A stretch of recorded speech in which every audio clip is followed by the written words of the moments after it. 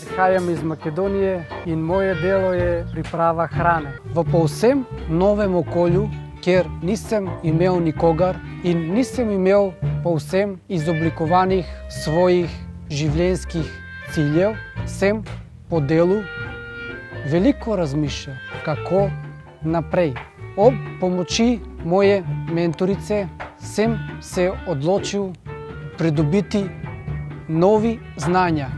Moje sanje so se začele uresničevati z izobraževanjem in novimi pridobljenimi znanji. Zdaj se izobražujem ob delu. Obiskujem 4. letnik srednje gostinske šole v Radovljici.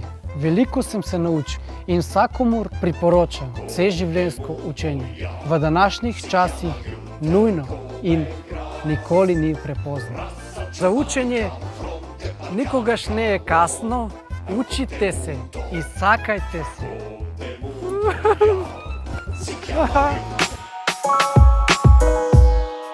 Pridruži se gibanju vseživljenjskega učenja.